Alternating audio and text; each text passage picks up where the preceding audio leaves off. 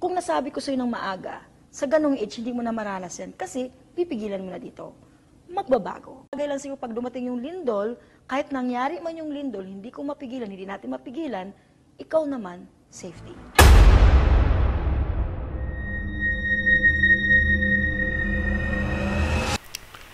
Hello po mga ka-PTV, maligayang pagbabalik po sa ating channel at magandang araw po sa inyong lahat.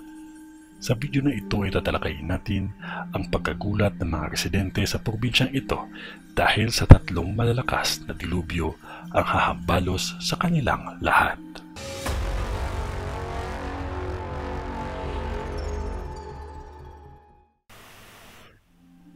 Nakikita ko na makakaranas ang lugar na ito ng mga malalakas na lindol.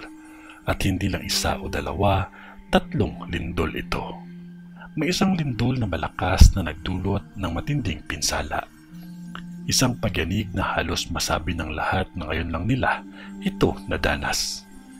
Isang pagkagising naman ng isang bulkan sa probinsyang ito ang mapapakita ng pagkabuhay nito sa hindi inaasahang pagkakataon.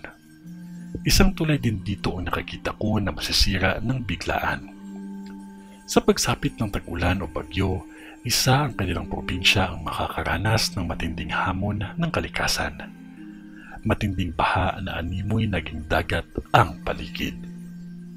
Ang pagkagising ng bulkan ay wala itong pinipiling panahon. Maging maputik na halos galit na galit ang kalikasan. Papaalalahanan ko ang mga residente ng probinsyang ito na huwag basta magtiwala kahit kanino. Dahil may nakita akong isang bahay na nilooban lamang ng mga taong kilala nila. Ngunit may mga nasawi. Kahit kakilala niyo pa ito, lalo na may mga lamat na ang inyong pagkakaibigan, huwag basta magtiwala.